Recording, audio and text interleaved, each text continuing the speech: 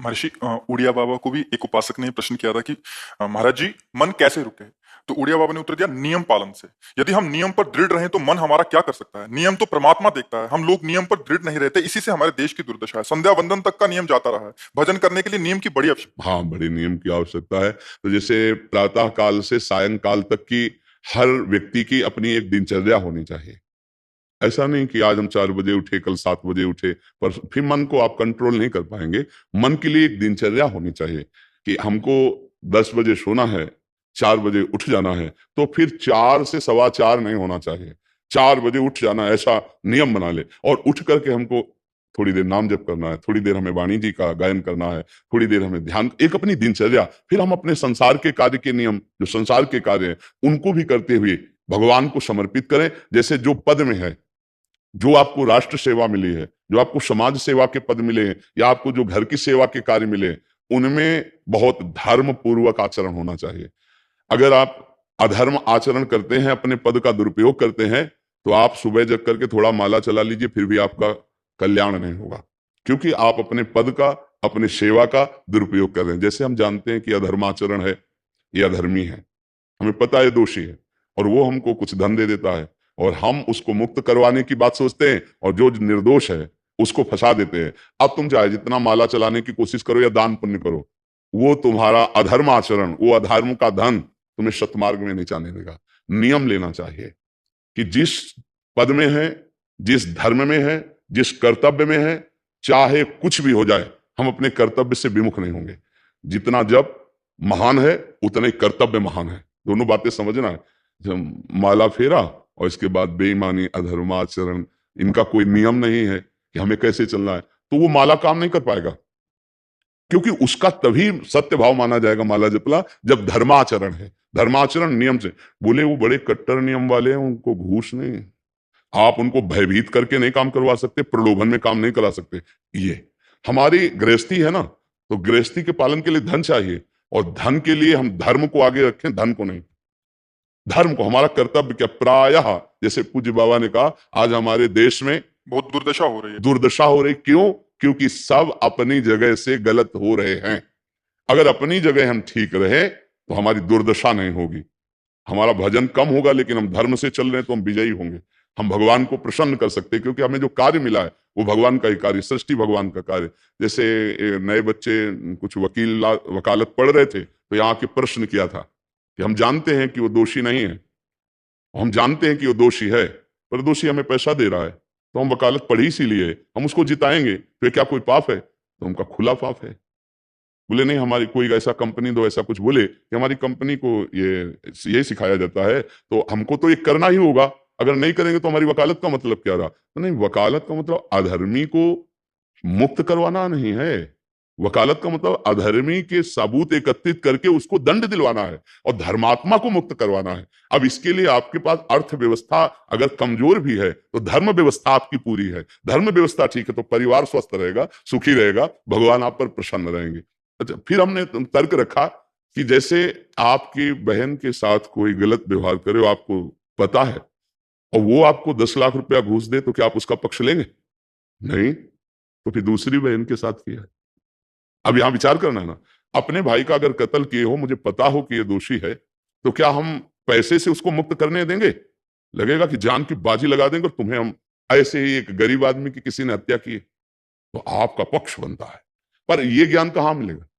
बिना अध्यात्म के ज्ञान तो मिलेगा नहीं। ज्ञान तो इस बात का मिला कि कैसे पैसा कमाया जाए। अच्छा, वो पैसा यदि अधर्म से आया है तो आपकी दुर्दशा कर देगा, आपकी बुद्धि भ्रष्ट कर देगा। तो जो बाबा कह रहे हैं कि आज हमारे समाज की बड़ी दुर्दशा हो रही, उसका कारण यही है कि हमें अध्यात्म का ज्ञान नहीं, हमें धर्म का ज्ञान नहीं, और बड़ी बड़ी गलतियां हो जाती है। बिल्कुल पता है आदमी निर्दोष है, और हम धन के प्रभाव से उसको दंड दे देते हैं। वो दंडा भगवान जब आपको पलट कर देंगे तो आप सह नहीं पाओगे, उसका परिणाम बहुत बुरा होता है। तो इसलिए समाज को चाहिए अपने अपने कर्तव्य का पालन करते हुए एक नियमावली बना ले। जैसे कुछ दुकानों का नियम होता है कि वहां फिक्स रेट होता है, नहीं होता? वहां ये नहीं चलेगा कि कसम से कहते हैं कि तुम्हें हम अपना जान करके कि 100 रुपया मीटर ये मिला है, हम बिल्कुल मुनाफा नहीं ले रहे। नहीं, झूठ क्यों बोल रहे हो? दुकान खोले हो मुनाफा के लिए, झूठ क्यों बोल रहे हो? नहीं लेंगे मुनाफा, हम जितने का लाए हैं उससे मुनाफा लेंगे, पर 120 रुपया मीटर देंगे, कपड़ा बढ़िया है, नाप फिट है, इससे नीचे नहीं उतरेंगे, और हमें सफाई देने की जरूरत नहीं है कि हम कसम खाते हैं या ऐसा। हम जानते हो ये बिजली है, दुकान है, नौकर लगे हैं, तो इसका मुनाफा लेने के लिए दुकान खोलें, कोई दान करने के लिए तो नहीं। तो सबको पता है मुनाफा लेगा, लेकिन एक फिक्स दाम, उसे 10-20 रुपया का मुनाफा लेकर के हम उसको बेच रहे हैं। लेकिन झूठ क्यों बोले? बोले झूठ के बिना धंधा नहीं चलता। नहीं, ऐसा नहीं है। अब असत्य बोलोगे तो उससे जो आपको मुनाफा मिलेगा वो आपकी बुद्धि भ्रष्ट करेगा, और सत्य है कि मुनाफा के लिए है वही चीज, और आप एक फिक्स रेट में दे रहे हैं, बढ़िया है। अब अगर आप कोई मिलावट करके भोजन सामग्री दे रहे हैं, आपको पता है, तो जो खाने वाले के हृदय में बैठे हुए भगवान है वो तुम्हारे जीवन में मिलावट कर देंगे, तुम्हारा जीवन महान दुखमय हो जाएगा। ये कहां समझा जाता है? एक आदमी सिंथेटिक दूध बना रहा है, उससे कहो ये अपने बच्चे को पिलाओ, नहीं पिलाएगा। फिर ये दूसरे का बच्चा जब पिएगा तो उसकी हालत क्या होगी? दूसरे शरीर में जाएगा तो हालत क्या होगी? वो केवल धन की बुद्धि रखता है। एक आदमी घी में केमिकल मिला रहा है, एक ऐसे अभक्ष पदार्थ मिला है, वो स्वयं नहीं खाएगा, लेकिन वो होटलों में भेजा जाएगा, हजारों लाखों लोग खाएंगे, बीमारी बढ़ेगी, उसको रुपया से मतलब है। ये चीज, ये दुर्दशा हर जगह धर्म का ज्ञान न होने के कारण फैल रही, नहीं फैल रही। एक मरीज बीमार है, असली दवाओं में पैसे ज्यादा है, नकली दवा लेकर के असली के दाम में बेच देना, उसको बिल्कुल फायदा ना होना, लेकिन परमात्मा देख रहा है, तुम जानते हो नकली दवा है, वो तो नहीं जानता बेचारा, ज्यादा पढ़े लिखे नहीं, किसान आदमी गांव का आया है, तुमने दे दिया, और उसने पैसा दिया असली के। अब वो पैसा तुम्हारी बुद्धि भ्रष्ट करेगा, तुम्हारे परिवार में कलह पैदा करेगा और तुम्हारा पतन कर देगा। ऐसे हर डिपार्टमेंट में, हर विषय में यदि हम अपने धर्म से चले, अपने सत्य से चले, और थोड़ा भी भजन होगा, वो आपको उत्तम गति प्रदान करेगा। पर ऐसा कहां समझ में आ रहा है? अध्यात्म के बिना भला ऐसा समझ में आएगा? तो इसीलिए कह रहे हैं हमारे देश की दुर्दशा हो रही। पूर्वजों में पहले ये था कि हमारा धर्म नहीं जाना चाहिए चाहे प्राण चले जाएं, हमारा चरित्र नहीं जाना चाहिए चाहे सर्वस्व नष्ट हो जाए।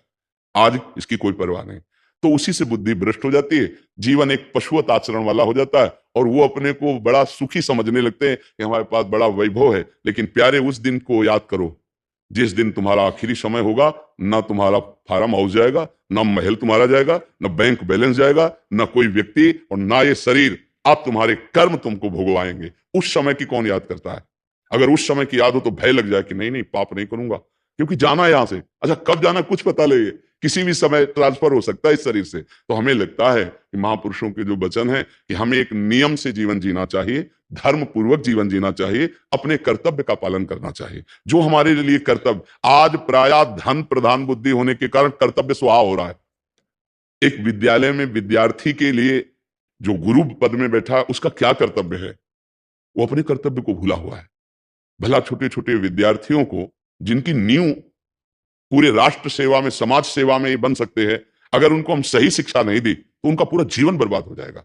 अगर उनको हम गलत सपोर्ट कर दिए तो उनका पूरा जीवन बर्बाद, क्योंकि नया जीवन है।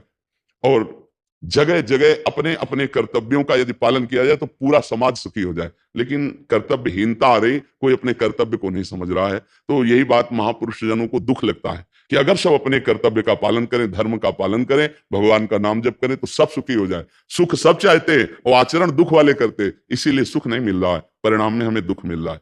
सच्ची मानना, वो रुपया पूरे परिवार में अशांति पैदा कर देगा। और धर्म पूर्वक 100 रुपया लाओगे और 4-5 परिवार के बैठ के नमक रोटी खाओगे, आनंद से सोओगे, बड़ा प्यार रहेगा, भगवान की कृपा रहेगी। पर यह बात समझ में नहीं आती है। तो ये वृत्ति अगर छोड़ी ना जाएगी तो कुछ भी कर लो, कहीं भी दान पुण्य कर लो, लाभ नहीं मिलेगा। अगर दान देने की बात कही गई है तो धर्म पूर्वक कमाए हुए धन से। अगर आप मेहनत से कमाए हो ना, 10 रुपया दे दोगे ना, तो 10 रुपये का वो आटा लाके अगर 2 रोटी खाएगा तो खूब वजन होगा। और आप 1 लाख रुपया बेईमानी कर रख दोगे ना, तो बैठे बैठे वो गंदा ही सोचेगा, वजन नहीं होगा। उसका गंदा सोचना और आपका गंदा करना, दोनों मिलकर के, उसके कारण भी तो आप बने ना, तो आपका ही पतन हो जाएगा। उसको तो भगवान बचा लेंगे क्योंकि भगवान की शरण में है। तो मुझे लगता है अधर्म के धन से कभी किसी को लाभ नहीं मिलता। तो अपने कर्तव्य का पालन करते हुए यदि नाम जप किया जाए तो बहुत जल्दी हमको लाभ प्राप्त हो जाए। बहुत सुंदर, मतलब ये चर्चा होती है, अगर आप लोग इसको धारण कर ले तो निहाल हो जाएगी। सच्ची कह रहे, ये जो बातें हैं ये बहुत सुंदर जीवन को पुष्ट करने वाली हैं, पर आप धारण कर ले तो बात है। नहीं नहीं तो जैसे लाभ दिखाई दे रहा 50,000, तो ये बातें भूल जाओगे, ये बातें अच्छी नहीं लगेंगी। हे यार, बहुत बढ़िया काम घर में आएगा, पर हमारी ये बात ध्यान रखना, वो 50,000 घर में अशांति पैदा कर देगा। सच्ची मानना, आप धर्म से चलना, धर्म से चलोगे तो भगवान तुम्हारी रक्षा में रहेंगे। अधर्माचरण, देखो कैसी कैसी घटनाएं होती हैं। बढ़िया कार है, फिल्मी गाना लगाए चल रहे हैं, और वो एक्सीडेंट हुआ, आग लग गई, बाहर निकल ही नहीं पाए, वो अंदर ही जल गए। क्या हुआ? ये करोड़ों रुपए की कार भूंज दिया तुमको अंदर ही बैठाल के, धू धू करके आग लग गई, अंदर जल। ऐसे जलना चाहते हो, या भगवान के आनंद में चिंतन करके शरीर छूटे हो, फिर दाह संस्कार हो ऐसे कि सब लोग भगवान के नाम का कीर्तन करते ही जा रहे, फिर आपका अंतिम संस्कार वहां जीवित जल गए। क्या हो सकता है? एक एक पल तुम्हारे कर्म का हिसाब होगा, एक एक सेकंड का। ऐसे कर्म करो कि हमारा अच्छा हिसाब हो, बुरा हिसाब। ये मत समझो कोई देख नहीं रहा, वो देख रहा है, जिसको हिसाब कर रहा है वो देख रहा है, उसके लिए कोई वकील या किसी सबूत की जरूरत नहीं होती। वो सर्वांतर्यामी आपके अंदर बैठे ही देख रहा है। तो सदैव जैसे सत्संग सुन रहे हैं, तो अगर हाथ जोड़ के प्रार्थना है, थोड़ी भी बात मान लोगे तो आप सच्चे सुख के मार्ग में चलने लगोगे। नहीं तो भाई बहुत गंदी हवा चल रही है, माया की बहुत गंदगी ऐसी फैल रही। कलिकाल है ना, कि ये बातें किसी को पसंद नहीं आती। वो बात बताओ कि हम कितना रुपया कमा ले, कैसे कितने भोग भोग ले, और वो अध्यात्म में नहीं है। आपको सच धोखे में मत रहना। अध्यात्म में है, जितना आप धर्म से चलोगे उतना सुखी होगे, और लोक में है जितना धन मिल जाएगा उतना सुखी माना जाएगा। लेकिन वो सुख नहीं है, वो चंद मिनट के लिए हाइलोजन की तरह जलेगा, फ्यूज हो जाएगा। और धर्मात्मा दीपक की तरह जलेगा, पर बहुत काल तक चलता रहेगा। इन बातों का चिंतन कीजिए, खूब नाम जप कीजिए, और भगवान के भरोसे रहिए, गंदे आचरण मत कीजिए।